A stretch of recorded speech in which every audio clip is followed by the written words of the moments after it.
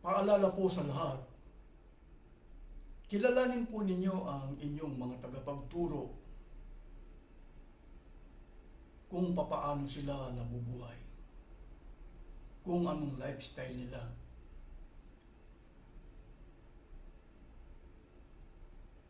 Kaya suriin po ninyo ang inyong mga tagapagturo kung papaano po sila nabubuhay.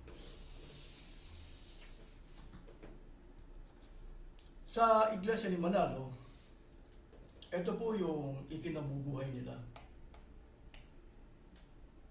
Kung tawagin po nila tulong. Saan po nagmula? Sa mga limos o mga abuloy.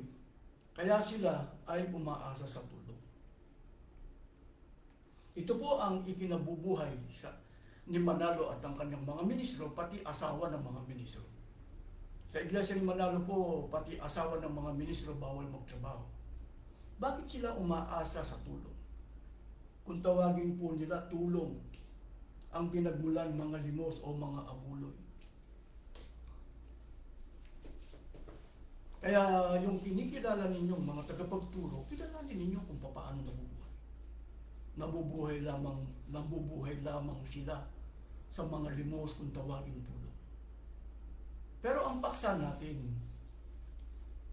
meron po kasing nagtanong sa ating Panginoon Kristo kung papaano matatamo ang buhay na walang hanggan. Ganito po ang ating matutunghayan, aklat po ng Lucas, Kapitulo 10, talatang 25, sa ang bagong ang Biblia. At may isang dalubhasa sa kautusan ang tumindig upang si Jesus ay subukin, na nagsasabi, Guro, anong dapat kong gawin upang magmana ng buhay na walang hanggan? Sinabi sa kanya, ano ba ang nakasulat sa kautusan? Ano ang nabasa mo? At sumagot siya, ibigin mo ang Panginoong Diyos ng buong puso mo, ng buong kaluluwa mo, ng buong lakas mo, at ng buong pag-iisip mo, at ang iyong kapwa na gaya ng iyong sarili. Dito po kasi meron pong nagtanong isang dalubhasa sa kautusan. Kasi po ang ating Panginoon Kristo meron po siyang dinatnan ng mga tagapagturo. Mga tagapagturo ng bayang Israel. Hindi pangkaraniwang tagapagturo to, kundi dalubhasa. Ang tanong niya, paano magmamana ng buhay na walang hanggan? Ang ginawa po ng ating Panginoon Kristo, pinababasa lang.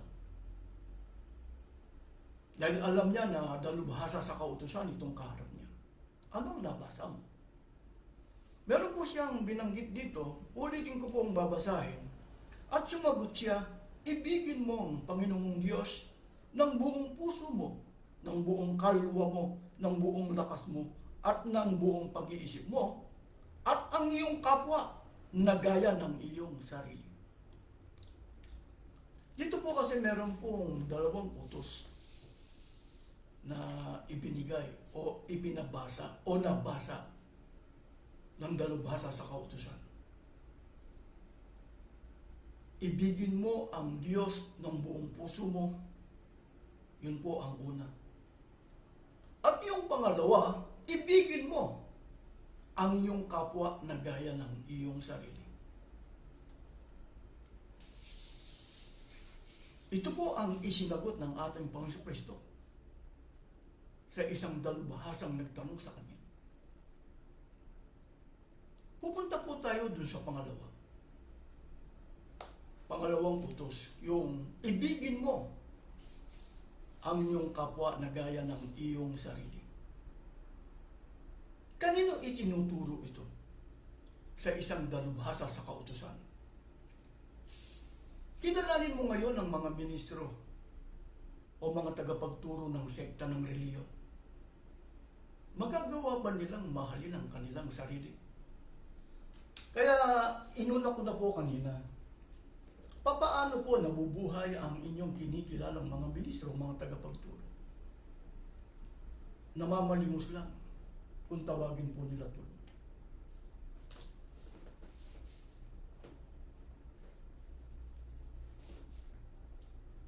po ba ang pagmamahal sa sarili? Papaano? Babasahin ko po sa inyo ang magandang balita, Biblia. Mas maganda po sa Efeso, Kapitulo 5, talatang 28-29. Pansinin po ninyo kung anong nakalagay rito. Ganito po ang mababasa. Dapat mahalin ng mga lalaki ang kanilang asawa. Dito po, ang tinutukoy rito mga lalaki. Exempted ba ang kinikilala ninyong mga tagapagturo?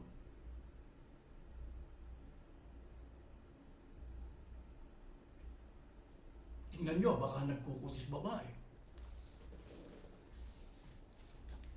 Bakit? Walang karapatan magtrabaho. Umaasa lang sa tulong. Pasinin po natin, baka exempted sila rito.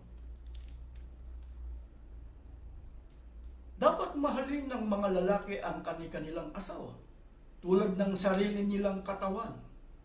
Ang lalaking nagmamahal sa kanyang asawa ay nagmamahal sa kanyang sarili. Walang taong namumuhi sa sarili niyang katawan, bagkus ito'y pinakakain at inaalagaan na gaya ng ginagawa ni Kristo sa Iglesia. Paano po ang pagmamahal sa sarili? Magagawa mong pakainin ang iyong sarili. Ang tanong, kung umaasa ka sa tulong, magagawa mo bang mahalin ang iyong sarili? Paano po magagawang magpakain ng mga lalaki? Baka naman po, kilala na, paano po magagawang magpakain ng mga lalaki? Mas maganda po babasahin natin kung anong sumpa sa lalaki. Ang babasahin ko po sa inyo, Genesis. Dito po sa ang bagong ang Biblia, pakinggan po ninyo kung anong nakasulat dito.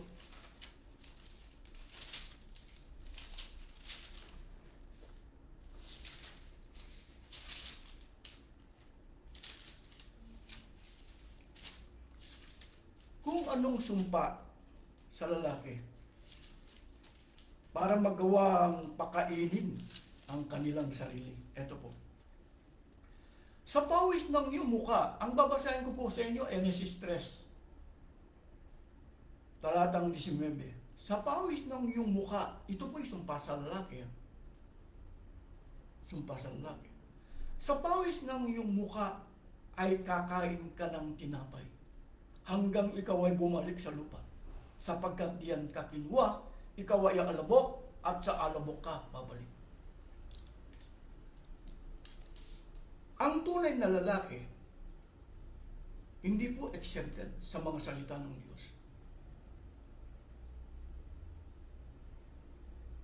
Kaya kakain ka sa pawis ng iyong mukha, kakain ka. Kung umaasa ka sa tulong, sa pawis ng iba, kumakain ka.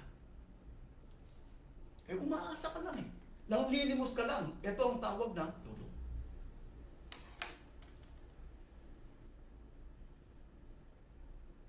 Kapag ka po ang isang tao nanglilimos lang o binibigyan lang ng tulong, hindi po magawang mahal ng kanyang sarili. Meron pong nagmamahal sa kanya, pinakakain siya.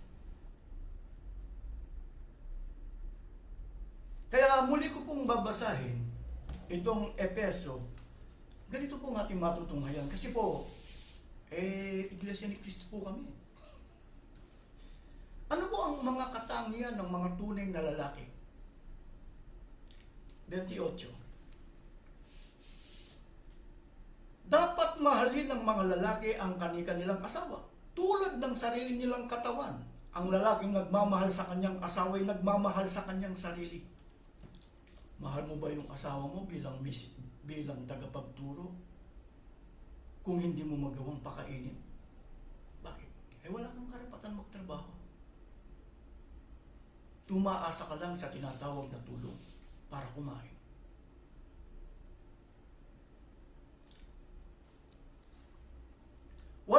siyang namumuhi sa sarili niyang katawan, bagkus ito'y pinakakain at inaalagaan. Ang tunay na lalaki, magagawa niyang pakainin ang kanyang sarili. Sa pawis ng iyong mukha kakain ka. Hindi po sa pawis ng iba. Baka mga tuwiran eh. Mga ministro po sila eh. Babasahin ko po sa inyo ang ikalawang Tesalonica, Kapitulo 3, talatang 7, 8, 9. Pakinggan po ninyo kung ang tunay na tagapagturo umaasa sa limos. Katulad ng ginagawa ng iba, lalo na sa Iglesia ni Manalo. Ganito po ang ating matutunghayan. Ikalawang Tesalonica, Kapitulo 3, talatang 7, 8, 9 hanggang 10. Alam naman ninyo na dapat ninyong tularan ng aming ginawa. Hindi kami nahiyang magtrabaho ng kaminharian pa. Hindi kami tumanggap ng anumang bagay kanino man nang hindi namin binabayaran. Nagpagal kami araw-gabi upang hindi maging pasanin ng sino man sa inyo. Ginawa namin ito, hindi dahil sa wala kaming karapatang maghintay ng inyong tulong, kundi upang kayo bigang halimbawang dapat sundan nang kasama pa ninyo kami. Ito ang tagubiling ibinigay namin sa inyo. Huwag ninyong pakanin ang sino mang ayaw gumawa. Sa tunay na reliyon o tunay na iglesia, hindi mo pwedeng ikatwiran na, ministro po ako eh. Tagapagturo po ako eh. Ang kinakatungkulin ko po, mangaral eh. Bakit hindi mo itinuturo ang mga talatang ito? Bakit ganyan kang umaasa sa tulong? Kung umaasa ka sa tulong, hindi mo magagawang mahalin ang iyong sarili. Mamahalin ka lang, kaya pinakakain ka sa magitan ng mga tulong. Muli nating balikan ang talatang ito. Ibigin mong yung kapwa na gaya ng iyong sarili. Kaya hindi mo magagawang mahalin ang iba. Minamahal ka lang. Kaya kilalanin po ninyo, mga tagapagturo ninyo, kung magagawa nilang pakainin ang kanilang sarili. Hindi po. Bakit? Umaasa lang sa tulong. Muli nating balikan sa magandang balita, Biblia, ang Lucas. Pasinin po ninyo para maunawan at maintindihan ninyo kung ano yung pagtuturo rito. Merong binabanggit dito na sa G's,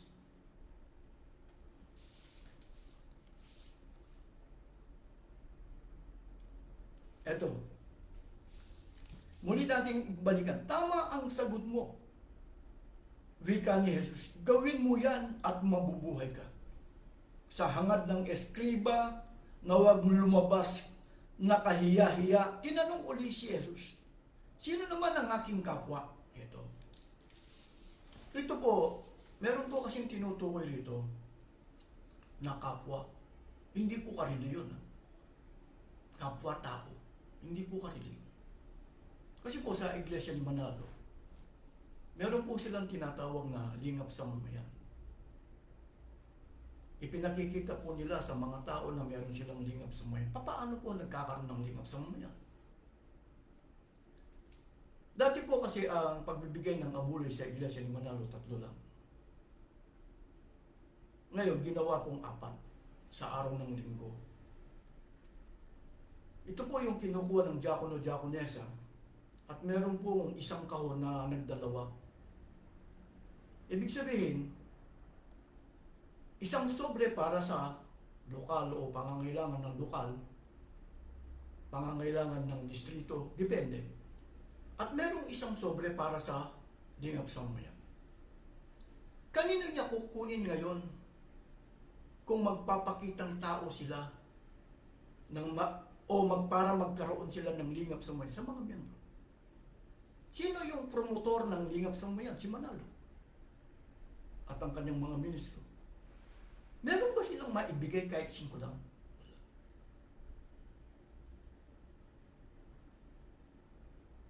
Pagka nakapandaya sila o dumami yung mga naniniwala sa kanila, sino po ang bubuhayin ng mga nadoko? Si Manalo. Samantalang si Manalo at ang kanyang mga ministro, kahit 5 lang ng duling, walang ibinibigay. ang ibinibigay yung mga kaanib.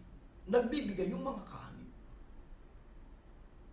Papahilan nila ng mga pagkain, mga sardinas, kung ano-ano.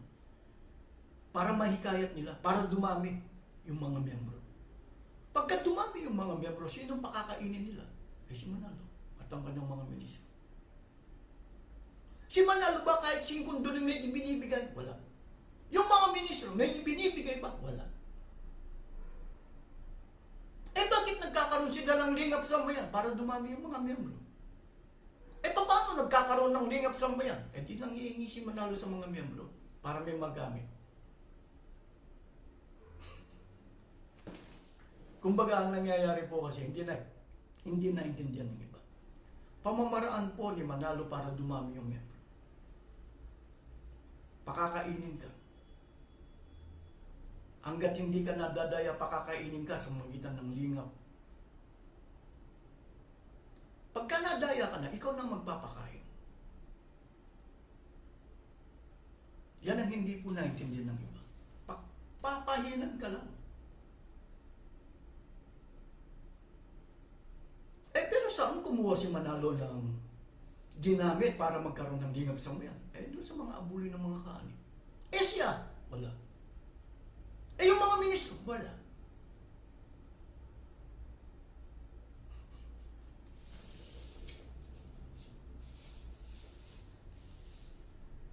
Kaya sinasabi ko sa mga karamihan na yung lingap sa mayan ni Manalo ay pakitang tao lamang.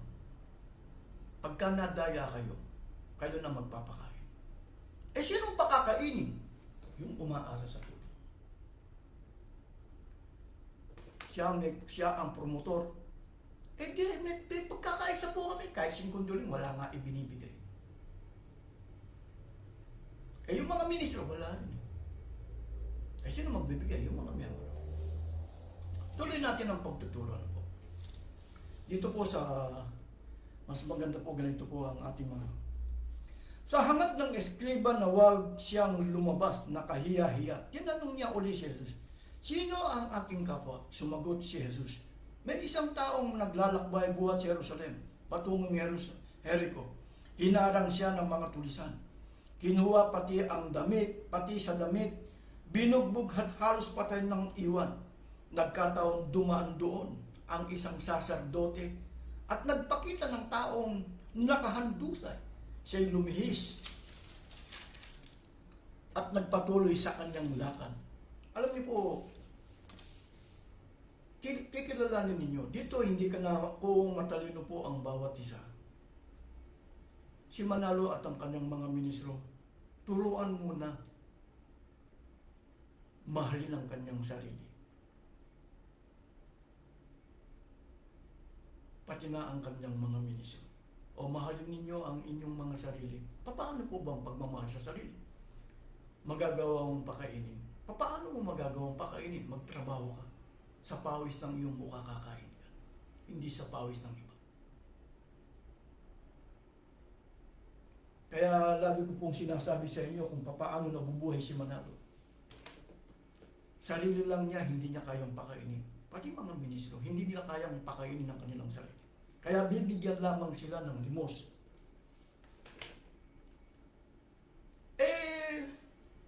Nagtayo si Manalo ng tinatawag na hospital, eskwelahan. Itutulong ba niya sa kanyang mga kaanib? Hindi. Kaya wala siyang lingap sa mga miyembro. Pinagbabayad niya. Bago po kayo makarating doon sa lingap sa mamayan, magtanong po kayo. Halimbawa, nagkaroon po sila ng programang lingap sa mamayan. Magtanong kayo, paano nabubuhay si Manalo? Meron bang lingap sa mga miyembro? Pwede bang mag-aral ng libre ang mga miyembro niya sa eskwela na pag-aari nila? Pwede bang magpagamot ng libre ang mga miyembro nila sa kanilang hospital? Nangyayari, pinapahinan kayo. Kaya ang kala ng karamihan, nagbibigay ng tulong tama. Wala naman tayong tutuloy. Pero saan nagmula? Saan nanggaling? Si Manalo ba, meron ba siyang kontributi Ibig sabihin, nakakapagbigay ba siya? Kinuha sa mga miyembro. Sino po, pagka nadaya, sino po yan ang pakakainin? Si Manalo at ang kanyang mga ministro. Ni kahit 5 doling walang ibinibigay.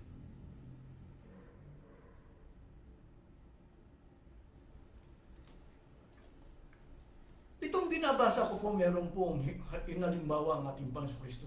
Ginawa ng masama ng mga tulisan.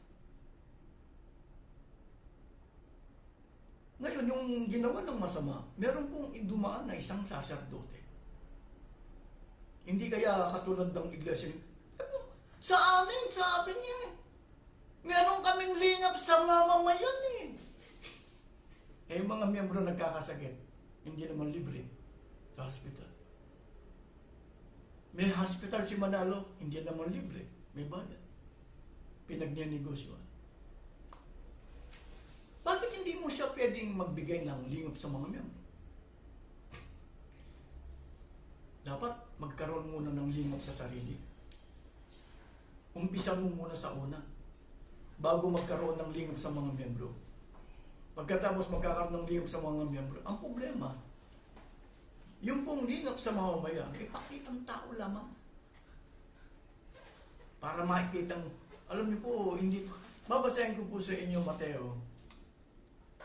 Kaya, nagtataka yung karamihan Pagka sa chat room o sa mga nakikipag-chat sa akin, yung ginagawa niyo pakitang tao lang. Bakit? Si Manalo hindi magawang pakainin ng kanyang sarili. Sa pawis ng iba, kumakain siya. Accepted siya. Pag-ingatan ninyo na huwag maging pakitang tao lamang ang paggawa ninyo ng mabuti. Kapag ganyan ang ginawa ninyo, wala kayong matatamong gantimpala buhat sa inyong amang nasa langit. Paano kasi? Hinihingan niya yung mga miyembro ng pera o ng abuloy. Pero para may magamit siya sa pandaraya. Pagka dumami yung nadaya, sinong pakakainin? Si Manalo lang. Kasi darami po yung mandadaya. May pakinabang buhay yung mga miyembro, wala. Yung nagbigay ng abuloy para sa lingap sa mga, may pakinabang po pa, wala. Nagagamit ka na sa pandaraya, magbibigay ka pa ng pera. Pagka dumami yung mandadaya, sinong pakakainin? Yung kahit na 5 daling walang ibinibigay. Tuloy po natin ang basa dito sa Luke. Para maunawan at maintindihan po ninyo dito sa Lucas, Kapitulo 10.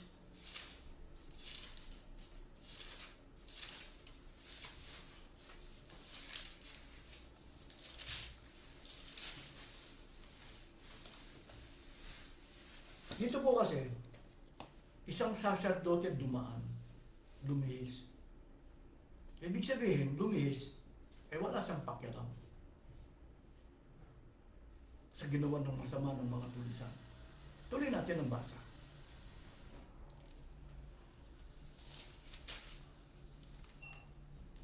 Dumaan ang isang Levita, ngunit tiningnan lamang niya ito at nagpatuloy sa kanyang lakad. Ngunit may isang Samaritano, isang Levita, o yung meron pa isang ito na po. Ngunit may isang Samaritanong naglalakbay na naparaon doon. Nakita niya ang hinarang, siya'y nahabag. Lumapit siya. Binuhusan ng langis at alak. Lagi ko pong itinuturo ito. Ito po, sa pagtuturong ito, itinuturo ito doon sa isang dalubhasa sa kautusan. Ang nagtuturo ay ang ating Panginoon Kristo. Lagi natin tatandaan. Ang dapat turuan dito, yung mga tagapagturo. Kung ano man ang sekta mo, lalo na sa Iglesia ni Manalo. Sa pangalawang utos mo, ibigin mo o mahalin mo ang iyong kapwa na gaya ng iyong sarili. Pero bago mo mahalin ang iba, kinakailangan ipakita mo muna sa iyong sarili. Halimbawa, tagapagturo ka. Ipakita mo na magagawa mong mahalin ang iyong sarili. Paano po yung pagmamahal sa sarili? Magagawa mong pakainin. sa pawis ng iyong mukha kakain ka. Eh paano po kung sa pawis ng iba kumakain ka, hindi mo magawang magmahal? Kaya kilalanin po ninyo mga tagapagturo ninyo. Kung tutuusin po, pagka binasa nyo yung ikalawang Tesalonica Kapitulo 3, talatang 7 Gs, hindi ka dapat pakainin eh. Bakit? Eh umaasa ka sa limos. Tuloy natin ang basa. Ito po ang pangatlo na halimbawa. Ngunit may isang Samaritanong naglalakbay. Naparaang daon, nakita niya, hinarang at siya'y nahabag. Lumapit siya, binuhusan. Nakita niya, hinarang at siya'y nahabag. Lumapit siya at binuhusan ng langis at alak ang mga sugat nito at tinalian. Saka isinakay ang tao sa kanyang sinasakyang hayop. Dito nagpapatunay na itong isang Samaritano na dumaan, nahabag siya. Doon sa ginawang masama ng mga tulisan. Ibig sabihin to, may pera. May pera to. Kumbaga mayaman. Eh paano po magkakaroon ng kayamanan ng mga tagapagturo ninyo? Paano po? Halimbawa, isang tagapagturo, si Manalo, nagkaroon po siya ng investment. Meron ba siyang lingap sa mga miyembro?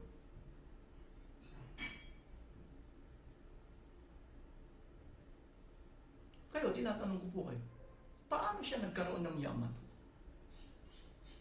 Nabubuhay lang sa limos. Kung tawagin nito, siya nagkaroon. Tuloy lang natin ang basa. Ito po, kung kanino ini-a-apply, kanino itinuturo, ito ang dapat gawin ng isang tagapagturo. Basahin natin.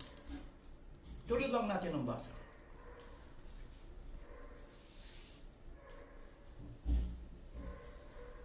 At tinalian, saka isinakay ng tao sa kanyang sinasakyang hayop, dinala sa bahay panuluyan at inalagaan doon.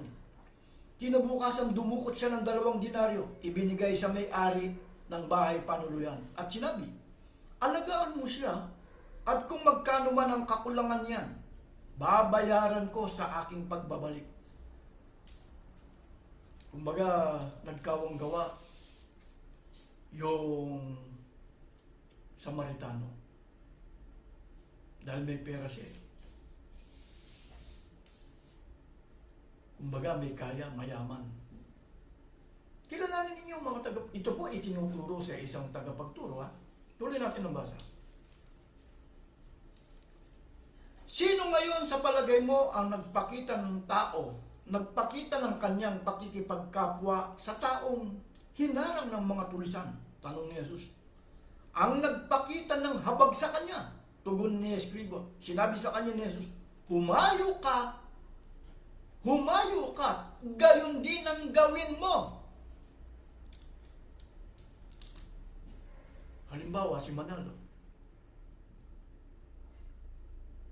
magagawa ba niyang mahalin ang kanyang sarili? Hindi. Yung mga ministro niyo, magagawa ba nilang mahalin ang kanilang sarili? Hindi. Pati asawa, bawal magtrabaho. Kung sumusunod ka sa Biblia, hindi sila dapat pakainin. Hindi, napakarami po, napakayaman. Maraming pera.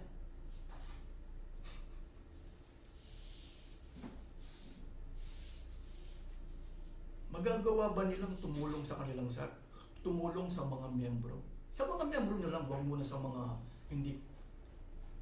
Nagtayo siya ng eskwelahan, may bayad. Nagtayo siya ng hospital, may bayad. Anong ibig sabihin? Negosyo. Paano siya nagkaroon ng puhunan from voluntary contribution ng mga kaani? Ibig sabihin, hindi lang siya kinakakain. Binibigyan pa siya ng mga negosyo. Kanino nagbula yung mga puhunan? Kapag kami nangyari ba sa mga miyembro, Gagamutin ba ng libre? Hindi. Dapat, dahil nagtayo siya nagtayo siya ng tinatawag na hospital. Dahil continuous naman ng mga abulo yan. O mga kapatid, dahil continuous naman ng abulo yan, babayaran natin sa magitan ng mga abulo ninyo yung mga doktor, mga nurse. O ano man ang, halimbawa, meron po tayong babayaran na kuryente, kailangan ng gas, kung ano-ano. From voluntary contribution po ninyo. Hindi, panibagong kita. Kumbaga, iginigisa sa sariling mantika ang mga kaanim. Lantaran po. Sino po ang gumagawa ng panggigisa? Yung walang karapatan magtrabaho. Ulitin ko pong basahin, ganito po ipinapagawa. Ang nagpakita ng habag sa kanya, tugon ng eskriba at sinabi sa kanya ni Jesus, humayo ka, gayon din ang gawin mo. Humayo ka. Si Manalo, hindi magawang humayo. Nagtatago. Pati yung mga ministro, nagtatago. Paano sila makakakita ng ganyan?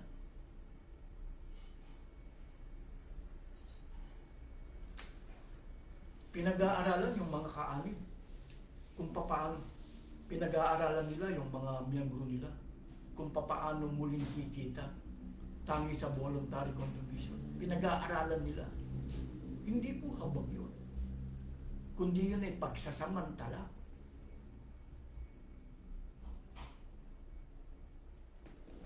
Paano kasi? Sa inyong reliyon o sekta, wala po kayong karapatan na magturo sa inyong kinikilalang mga tagapagturo. Kaya, nangyayari ganyan. Halimbawa, laging bukang bibig ng iba, pumasok sa iglesia, wala naman akong tutol doon yan. Pero dapat ituturo mo rin ito. Kasi ang tanong ng isang dalubhasa sa kautusan kay Kristo, paano matatamang buhay na walang hanggan? Ito yung isinasagot niya. Paano mo malalaman ito? Na ito pala ang ipinapagawa sa isang dalubhasa sa kautusan. Yung katulad ng ginawa ng Samaritano. Anong ginawa ng Samaritano?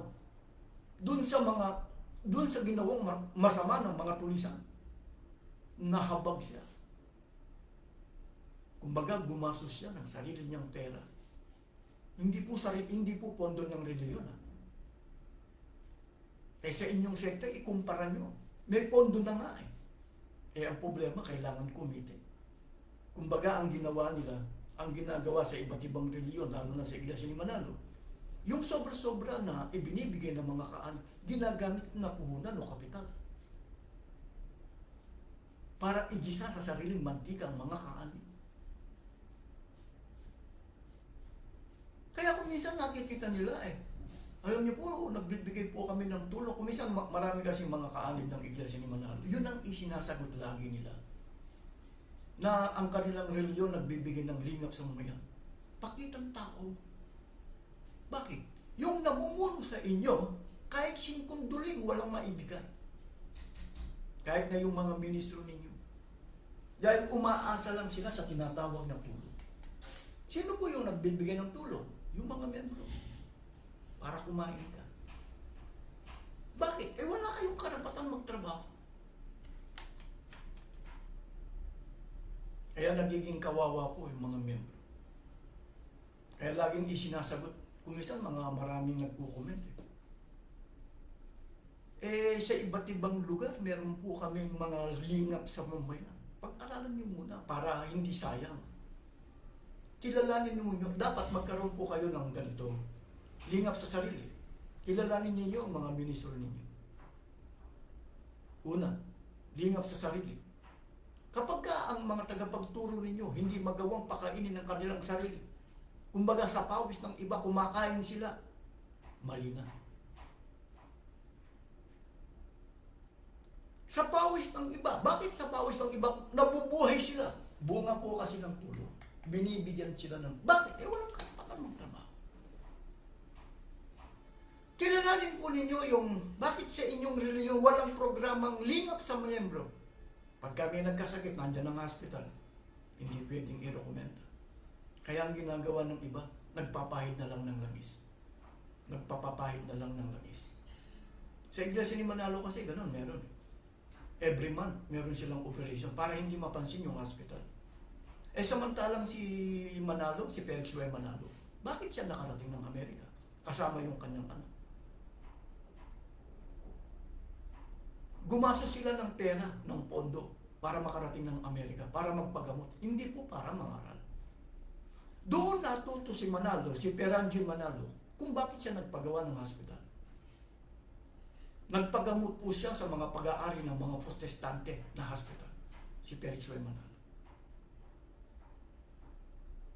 Kapag ka meron bang nakita sa mga miyembro na mahihirap, walang maibayad sa hospital, sa mga private, sa pampubliko, meron kayong sariling hospital. Dadalhin ba nila? Kapatid, kapag ka hindi ka nagamot sa pamagitan ng pagpapahid ng langis, huwag ka mag-alala, may pondo tayo. Yun ang ibabayad natin sa hospital natin. Walang issue. Hindi ganun ang issue. Paano po sila nagkakaroon ng lingap sa mamayan? Nangihingi sila pagka maraming nadaya, sino po ang pakakainin nila ngayon? Halimbawa, nabigyan ka ng isang sardinas, 1 kilong bigas. Kasi po, ang Iglesia ni Manalo, karamihan, every month lang yan. O, kumbaga, madalang pa sa patang ng ulan Yung tinatawag na lingap sa mamayan nila. Pinag-aaralan lang nila kung saan sila pwedeng mandaya. Kapag ka nadaya ka, habang buhay ka nang magbibigay, magpapakain kay Manalo. Samantalang si Manalo, siyang promotor. Yung mga ministro, wala namang maibibigay yan. Umaasa ka lang sa tinatawag na tulong. Alam niyo po sa Iglesia ni Manalo kasi, hindi nila maturuan ang kanilang tagapagturo. Hindi nila maturuan ang kanilang mga tagapagturo.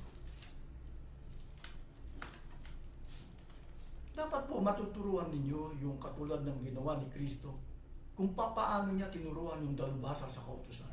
Paano mo ngayon matuturuan ang mga tagapagturo ninyo kung wala kayong karapatan na magsalita sa inyong kinikilalang tagapagturo? Kapatid, bago mo kami mahalin, mahalin mo muna ang iyong sarili. Paano po ang pagmamahal sa sarili? Magtatrabaho ka. Ang mahirap, umaasa ka nga lang sa tulong. Pagkatapos, umaasa ka na lang sa tulong. Kukuha ka pa ng magiging asawa. Pati asawa mo, bawal magtrabaho. Sa Iglesia ni Manalo po kasi, pati asawa ng ministro, bawal magtrabaho. Ganyan silang umaasa sa tulong. Bakit nagagawa po yan? Bunga po kasi na hindi po nila itinuturo ang mga talatang ito.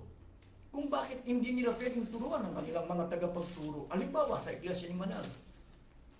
Ganito po ang ating matutunghayan, aklat po ng unang Korinto. Kapitulo 14, pakinggan po ninyo kung anong nakasulat dito. Unang Korinto 14. Ano ngayon ang ibig sabihin ng lahat ng yan, mga kapatid? Ito po yung tunay na pagsamba o pagtitipon. Ano ngayon ang ibig sabihin ng lahat ng yan, mga kapatid? Sa inyong pagtitipon, may aawit, may magtuturo, may maghahayag ng kalooban ng Diyos, may magsasalita sa ibang wika, sa iba't ibang wika, at meron namang magpapaliwanag ng mga sinabi nito. Gawin ninyo ang lahat ng yan sa ikaulan ng Iglesia. Kung may magsasalita sa ibang wika, sapat na ang 2 o 3, hali-halili sila. At kailangan may magpapaliwanag ng kanilang sinasabi. Ngunit kung walang magpapaliwanag, manahimik na lamang ang bawat isa at makipag-usap ng salinan sa Diyos. Magsalita ang 2 o 3 tao na tumanggap ng kaloob na makapagpahayag ng salita ng Diyos at timbangin naman ng iba ang mga sinasabi nila. Sa tunay na pagsamba, pangunahan ng 2 o 3. Sa Iglesia ni Manalo, karamihan po, iisa lang. Si Eduardo Manalo lang ang may tagabasa. Tuloy po natin. Ito po yung 29, 30 hanggang 31, hindi po binabasa sa Iglesia ni Manalo. At kung ang isa sa mga nakaupo rooy tumanggap ng pahayag mula sa Diyos, tumigil naman ang nagsasalita, sapagkat kayong lahat ay maaaring isa-isang magpahayag ng salita ng Diyos upang matuto ang lahat at mapalakas ang loob nila. Sa tunay na pagsamba o pagtitipon, yung tumanggap ng kaloob ang may karapatan na magsalita, 2 o 3. Sa Iglesia ni Manalo, hindi pwede. Bakit? Hindi na po kaloob. Dahil may bayad na.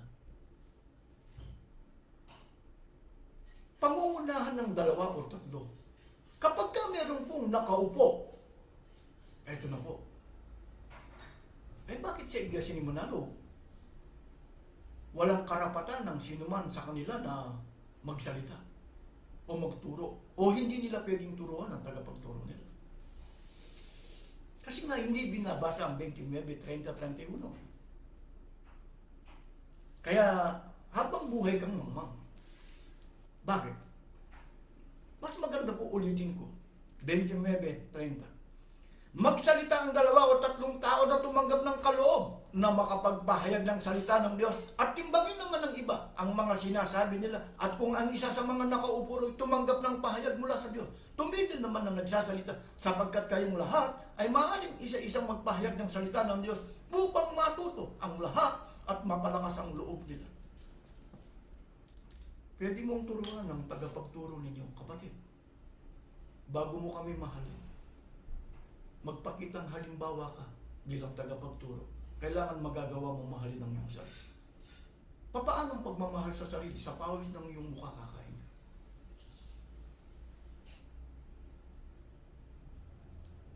Malaking bagay na yan. Kasi kung aasa ka lang sa limos, kung tawagin ay tulong, pabigat ka. Bakit? Pati asawa mo bawal magtrabaho. Mag-aanak ka pa.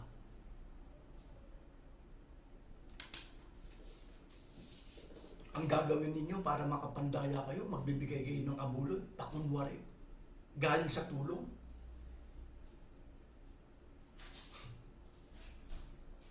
Kaya nagkaroon po sila ng panibagong pagbibigay ng para sa lingap sa mamayan.